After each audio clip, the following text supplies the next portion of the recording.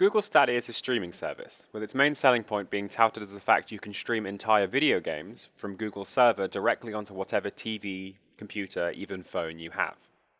That's any computer, TV, or phone you have. The Stadia handles all the computation on the server end and then streams directly onto your screen, removing the need to do all that computation on the user's side. This is massive. This means you wouldn't need to buy a games console because you don't need a machine to do all of that work for you in your home.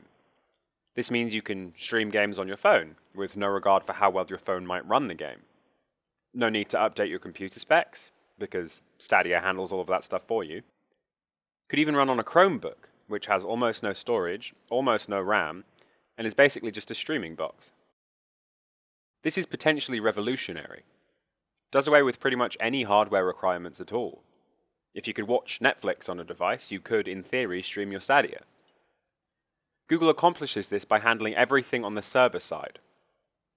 Your control inputs are transmitted to Google servers, the server itself handles the reaction to these actions, and then streams back to your TV, with response timings hoping to be as quick as they are on regular odd consoles. Using a predictive system to account for lag. Everything is handled on the server side. Graphics are rendered on the server, sounds are created there, everything is computed at your nearest Google server. Time will tell whether this pays off. It's honestly the biggest revolution in gaming technology since handheld devices. The paradigm shift this represents is akin to being able to take your console with you wherever you want. This is of course not without its potential issues.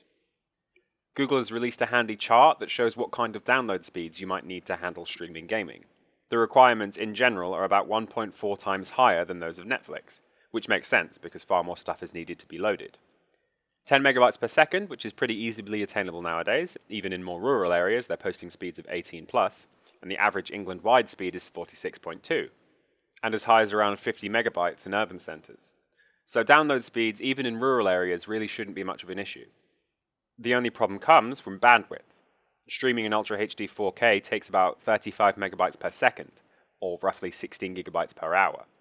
With a 1 terabyte data allowance, which is pretty generous monthly, you'd be out of bandwidth in 63 hours.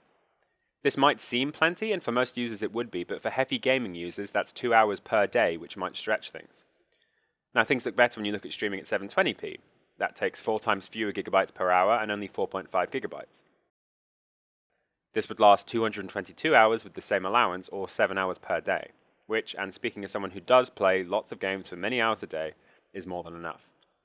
This is all without going to the fact that ISPs are increasingly uncapping bandwidth, completely uncapped without any throttling.